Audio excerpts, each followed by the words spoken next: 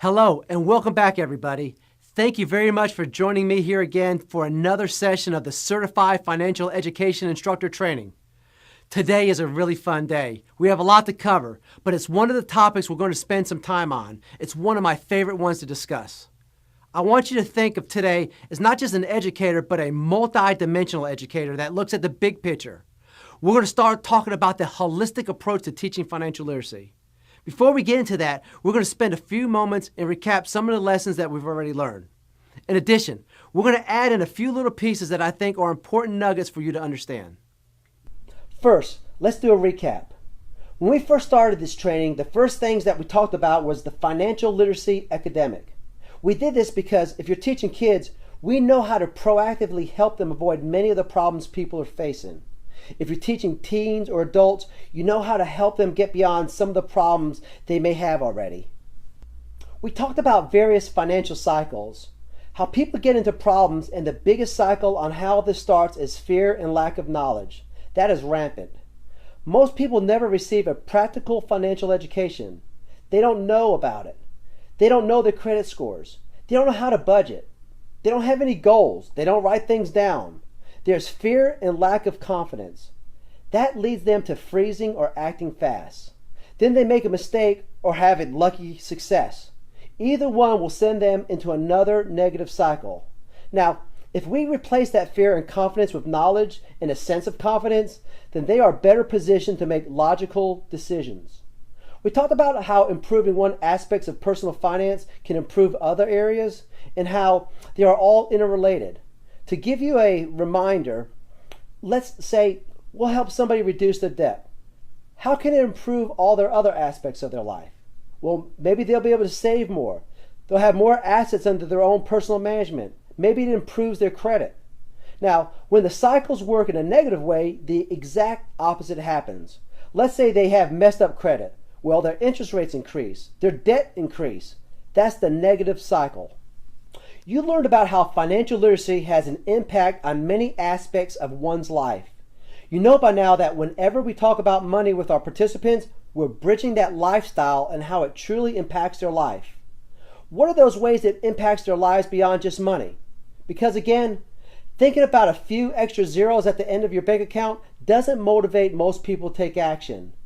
But when they start to think about the things they could do with their family, the things that they can do and experience in life, living their goals, their dreams, the feeling of security and well-being, those higher values, those higher emotional states, that's what the true motivator is. So again, whenever we're teaching money management, we bridge that gap with the ability to live that desired lifestyle. We talked a lot about financial psychology. By now, you should know how important financial psychology is in teaching money management. In fact, we spent 2 days on this instruction. Again, anytime we're teaching money, there's that deep psychological connection to it, unlike any other subject. Even with our kids today, they're being exposed to the news. What's out there on the front page of the news these days? Economic problems, worry, stress.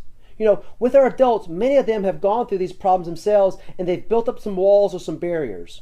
Or maybe they have the opposite effect. Maybe they've been handed everything in their whole life, and now they want to break free from that type of mold. So psychology plays an important role in everything we do, and it's important. You as an instructor really has to start to relate with your audience. Again, being able to relate is one of the biggest traits of a successful financial educator. We talked a lot about how financial mindsets are formed. I won't get into it too deep here. But I always find it interesting that we still don't teach kids about money when we know from a young age they're going to develop habits that can carry with them their whole lives. Those of you who are working with adults see the problems that can manifest from poor financial habits. You've discovered how financial mindsets are formed. They're reinforced through their peers, through what we watch, through our associations. Again, I mentioned that everybody is a Joneses these days. If you remember that expression back in the 50s and 60s, keeping up with the Joneses, social media has expanded the Joneses. Look at your friends' Facebook postings, and you're likely to find your friends are posting pictures of their nice cars, their nice dinners out, and different things like that. Nobody's showing the hard work it took to get there or the average night just staying at home. We discussed emotions and how this has an impact on people's financial decisions. Again, remember those stories I shared about fear? How people freeze? How often greed often controls people as well? But the freeze one is especially important these days, especially for you, the ones that are working for the underserved, the people that haven't had this type of education before. Many people, many adults that are in the financial recovery stage, they have a lot of emotions tied to it. Even with kids, they're seeing their parents argue, fight. They're stressing about money. It's a big thing. So again, realize when you're talking to your audience that they're going through things that you may not completely understand. But if you went through those exercises we talked about before, like writing the story about your participants, relating with them, maybe looking at their old yearbook, if you're working with kids or teens, stepping into their life for a moment, that will be very helpful and will help you connect with them on this level. We talked about measurement. This is an important area that many overlook and will help you stand out as a certified financial education instructor. How else are you going to be able to explain your success as an instructor in quantifiable ways? It's important. I want everybody, when you're out there teaching classes, utilize a pre and post test. Get out there and make sure you're getting those surveys. Take those steps. It sets you apart and it can be used to improve our effectiveness as an instructor. It helps you be prepared. It helps the students recognize their accomplishments. And for those of you seeking sponsorships and grants, this is something funding sources want to see. Understanding the participants, we talked about this a lot. The needs, the motivators, the current knowledge level, what they'll face, and this is all a recap of all passing. So I'm going to get into a new step here in a minute, and I'll let you know what student guide page number we're on. As far as the measurements, we gave you another way to measure and quantify the success of your program, and it also helps you set goals. So right here, if you're just having a very short class, maybe you want to get them to the comprehensive type level.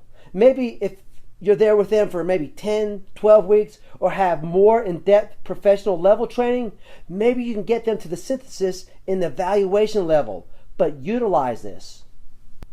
We talked about quantifying somebody's psychology so you can actually assess them even before they get into the class using the trans-theoretical model of behavior change.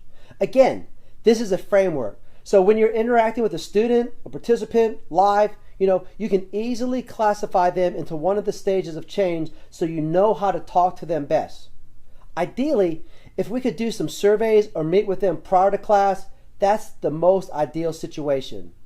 That way you're prepared when you enter the classroom to deliver a presentation, so you do it in a way that best meets their needs. If you're not, or if you don't have a chance to do a survey or anything like that, it's important that you understand this model clearly enough so you can immediately assess it when you get into the classroom. You learn the importance of getting feedback from the class and how you're going to adjust your learning style to accommodate their needs. Again, our role as a financial educator is to serve our participants in a way that they need. I hear a lot of people and a lot of time the teachers say, oh well, if they don't want to learn, fine, forget them. That's completely wrong.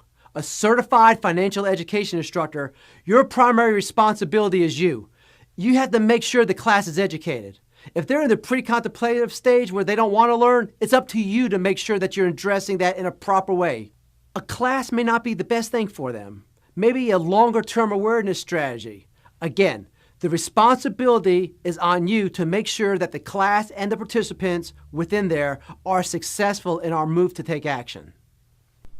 Also, I want to point out again that when we're talking about anything deep within the classroom and we're asking participants to do something, an activity or something where they're writing down something like a goal, their budget, a net worth activity or anything like that, I always make them feel secure by saying something like, everything you write down is personal. I will not ask you to share this information. This is sensitive information that many people don't want to share. By ensuring your audience's information is private, it reassures them and they will write down more accurate information. For those of you that teach multiple class sessions, as the class becomes closer, more people volunteer to share their private information. This often opens up the class into sharing their information as well at their own pace. You know now that it is vital to set classroom goals. Utilize Bloom's taxonomy of higher order thinking skills and depth of knowledge to provide a framework for your goals. Include these in your reports, in your goal setting, within the classroom, when you're going through instruction. Start thinking about, where are the students here? Are they able to utilize this? Can they take away what I've learned and apply it in different areas of their life? Think about this. It will help you as well when you're going through the activities and different things in the curriculum, because you're going to be able to make those adjustments and add those little pieces that you think will help take them to the next level. Together, we spent a lot of time providing tips to teach financial literacy effectively. We talked about Gardner's theory, which is how people have different learning styles. Think about that as you practice your presentations. We talked about dreams and lifestyle and how important it is to integrate them. Again, money with dreams, lifestyle, overall big picture, value and goals. We talked a little bit about neuro-linguistic programming and the importance of understanding the values and beliefs of your audience. You probably noticed a theme which a lot of us, what we do as financial educators, is about understanding your audience. Make sure you're taking the responsibility and taking the steps you need to be prepared and making sure that you're actually acting like a professional in setting these frameworks. Not only will it improve for yourself as an instructor, but also when developing your post-program reports. You learned about combining sales and marketing techniques with education. We spent quite a bit of time on that, so I'm going to recap it here. Again, the first step is understanding the needs, the desires, and the goals of the participants and bridging that over. Aligning in the presentation to showcase it with really heavy benefits-driven statements that connect money to the dreams and lifestyles and the goals of your audience. You learn the importance of offering a solution and timing your close on times of high emotions. The last part of the section you learned was how to take feedback and sometimes criticism. After every class, review the surveys and try to make those tweaks and improvements to the overall system. Mark Zuckerberg said Facebook is in constant state of beta. You should commit to always being in the constant state of beta, always seeking to improve, tweak things, and modify things. So it's always reaching to that next level, which is critical as educators. We talked about the student experience. Creating a program that aligns with the students.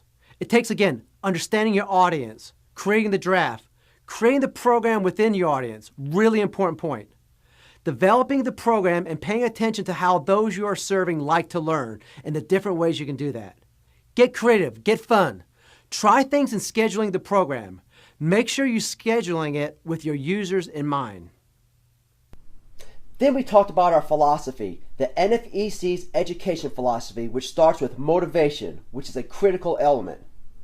That is especially true to get them beyond the emotional or psychological barriers. We need to get them motivated. The engagement piece, real critical. How do we engage an audience? How do we interact with them? Questions, games, activities. What can we do to engage them? The education piece, always very critical. It boils down to delivering practical information that they can use, and the movement to action, always our big thing.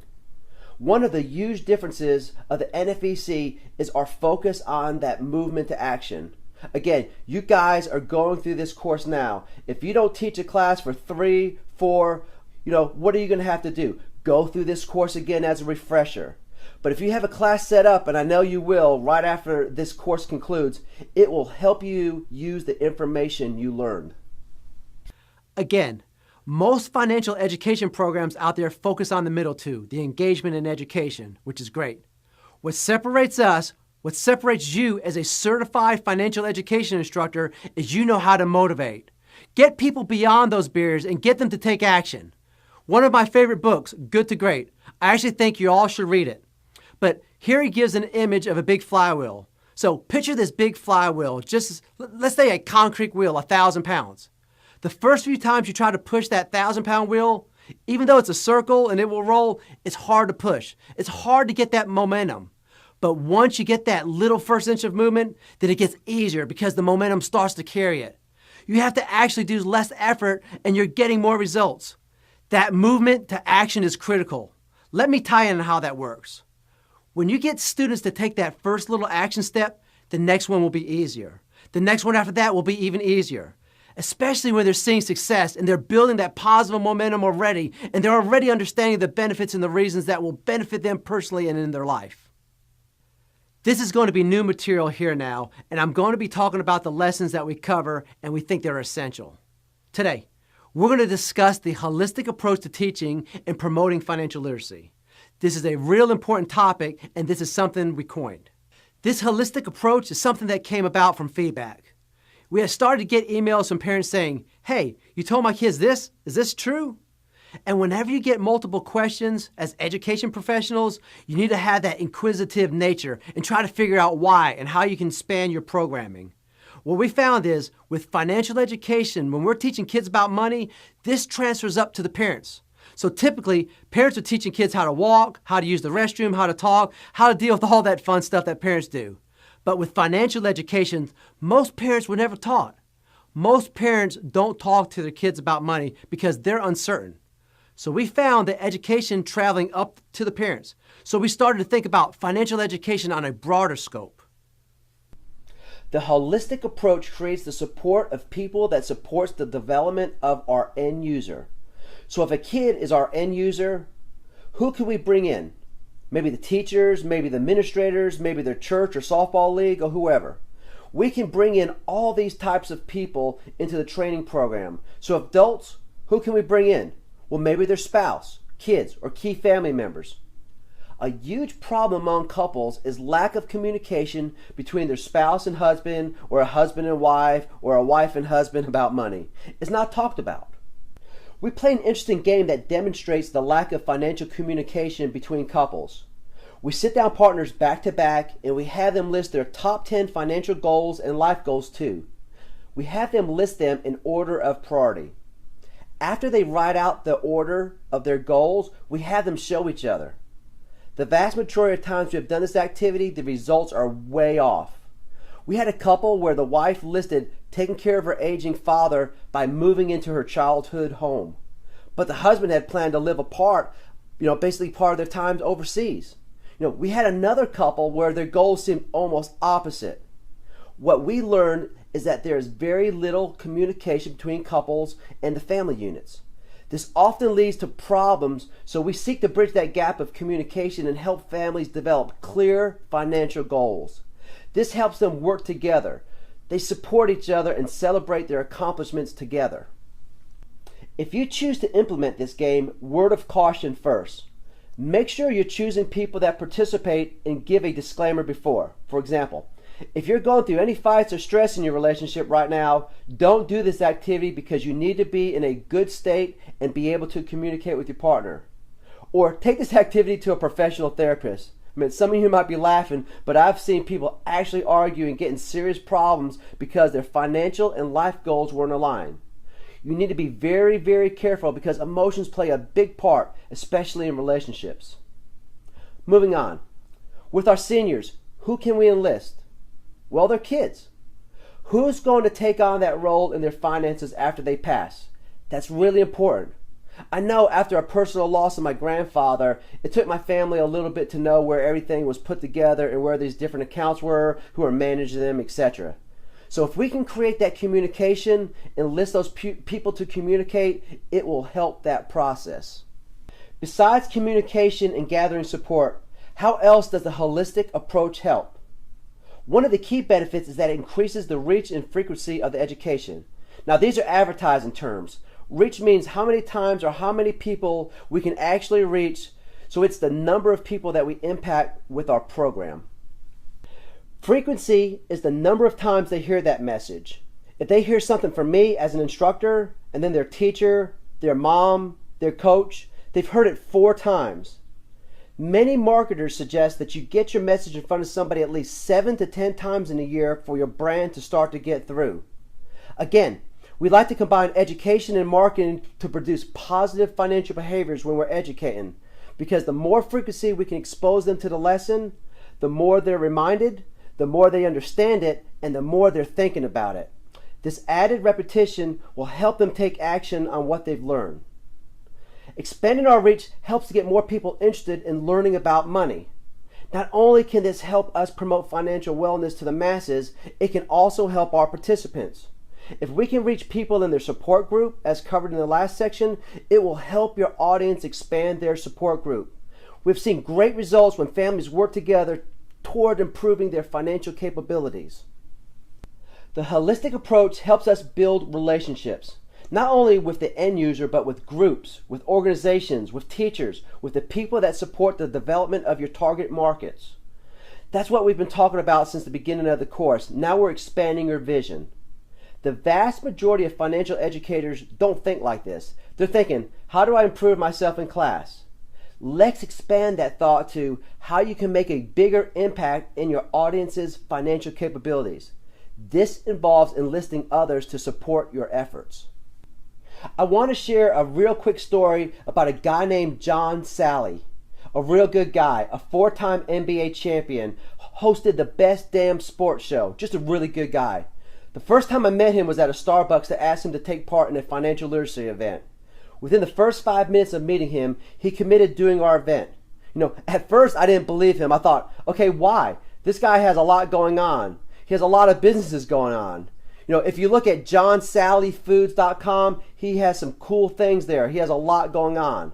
So why would he commit in 5 minutes? And then, he started to share his story. Basically his story, how he got out of college and then got into the NBA. He was making $100,000 a month. A few years later, he looks back and he realized he was just spending $140,000 a month, or whatever the case may be, but way over. So he had a personal reason to be there. The neat thing about financial literacy is most people have either gone through problems or seen people that have gone through problems. So it's easy to enlist them in a holistic approach and get that support you need. There are many benefits to taking a wider view, a holistic approach to your financial literacy initiatives. You can make a greater impact and build deeper relationships with those you serve and their support group. You'll see higher test scores and have an engaging program that attracts others to your initiative. Let's take a look on how to develop a holistic financial literacy initiative for the various age groups. We'll take a close look at who's responsible for picking up the knowledge and those groups that support their learning. With kids, it's the parents' responsibility to teach them about money. Let me repeat, parents, it's your responsibility. You need to teach your kids about money. If not, you're setting them up for a lifelong struggle. Parents always say, I want the best for my kids, yet they don't teach them about money. I know it's a heavy responsibility, and I know you have a lot of stuff going on, but you need to teach them about money. Major problem today. They're not talking about money. They talk more about sex than money. You need to talk to them about money. So for kids, parents, you are the primary responsibility. Secondary is the individual. I believe in personal responsibility. The kid, if the parents are sharing it in a way, the kid needs to take action, and then the parents need to discipline them properly if they're not. The support roles are the community and the school. Most people shift this responsibility to the schools. I agree that schools should teach this, but you know as well as I do that budgets are tight. They have all these testing standards that they have to live up to in order to get funding, and there's some ridiculous rules going out there that will prohibit them, and basically it makes it very tough to get through. So right now, parents, it's your responsibility for kids. When we get them to the teen and a young adult stage, then we're putting the training wheels on the bike of the teenagers. It then becomes their responsibility. Sometimes parents will baby their kid all the way up until they leave home, and then they're on their own. Fortunately, when it came to money and finances, my parents did help me in the best way that they knew how, especially in my teen years. My dad gave me a lot of books, a lot of reading material. He did put that responsibility on me, and I felt that shift. But it's really important that teens and young adults take that responsibility on themselves, and the parents are there to encourage, to facilitate, and also to monitor and make sure they're taking those steps. Make it a requirement that they take a professional level financial education course before they go to college, before they move on to the real world. The parents have more of that authoritarian, hey, you need to do this or there's consequences, but putting primary responsibility again on the teenager. Then again, we have the community and the school in this support role. For adults, again, primary responsibility is the individual. Secondary is the family. If you have a significant other, we really want to make this a team effort, so that individual should be my spouse or whoever it is that you're in a relationship with. That should be something you work on together. Now typically one person usually leads the charge on that. So it doesn't have to be a completely equal type thing when it comes to who's handling money or who's making those decisions, as long as those are thoughtful, thought through, and discussed openly. So you don't have that situation where, again, the husband wants to sail the world, the wife wants to take care of a father, or whatever that situation may be. The leading cause of divorce is money. Doesn't need to be that way. There are very simple things we could do to help people avoid that. Also, for all of you that are working with adults, share with them their responsibility to teach their kids about money.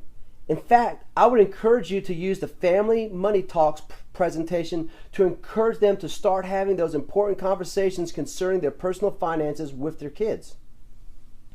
The good thing is most people want to learn about money. Yes, you do get some that are in the lower stages of the trans-theoretical model that may not be ready to change right now, but for most people, they understand how it can benefit them. How many of you wish you were taught about money? If you're anything like our audience is, most of your hands are in the air now. Since most understand the benefits of learning about money, it's easier to enlist the audience and the people that support the development of the target participants. So we have people that want to learn and people that are supporting them that understand the importance of this. We have it all the momentum in our favor. We have the wind at our backs. We are being pushed forward. Look at these statistics. About 90% agree you need to have good money habits to be successful.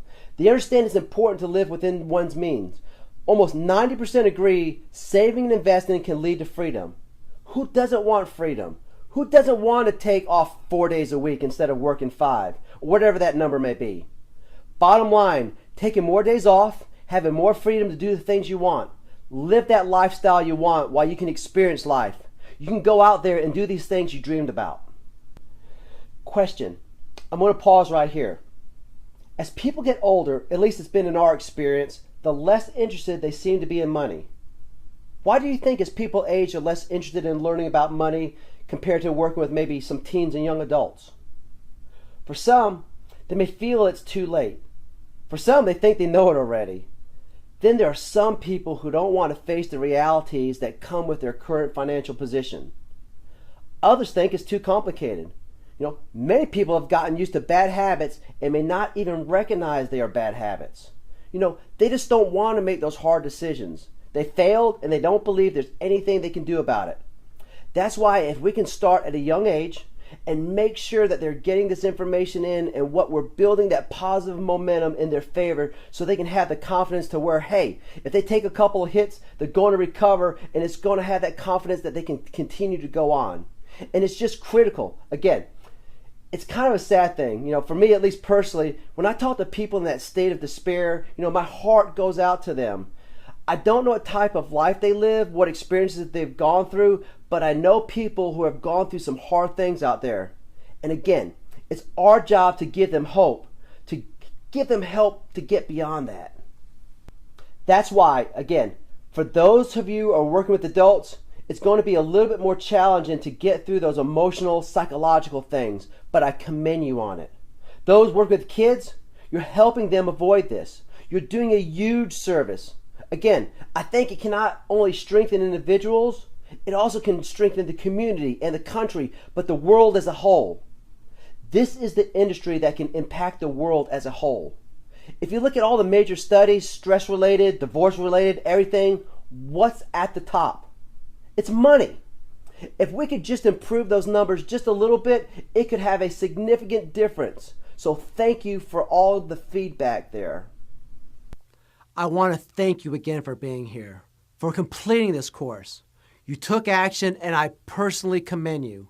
And I know you're going to take these actions and utilize that in this class. It'll help you achieve what you're looking to do. You've taken the hard steps of taking the time to be here and participate in this course and have invested your money to become a better educator. Please incorporate what you learn. I talked about this many times, but teach a class as soon after the course as possible. Try new things. Review this training and the manual on a regular basis. Review your notes before you teach your first few classes. We covered a lot, so this will serve as a timely reminder. I've seen a couple hundred financial literacy presentations, and I know if you utilize what is in this coursework, you're going to be well above 90% of them, likely a lot more. Right now, you have the tools, the resources, training, and credibility to be an effective educator. Make sure you understand it. Make sure you present yourself in a way and understand the esteem you hold by going through this coursework. Before we close out, I would like to send a big thank you to Transamerica. Their support and passion for promoting personal finance made this training possible. I also want to commend you. You not only had the passion to order this program, you made it to the end. Kudos. You've set yourself apart from the average financial educator. Once you teach your first class, you're going to be building that confidence and understanding. So I thank you again from the bottom of my heart.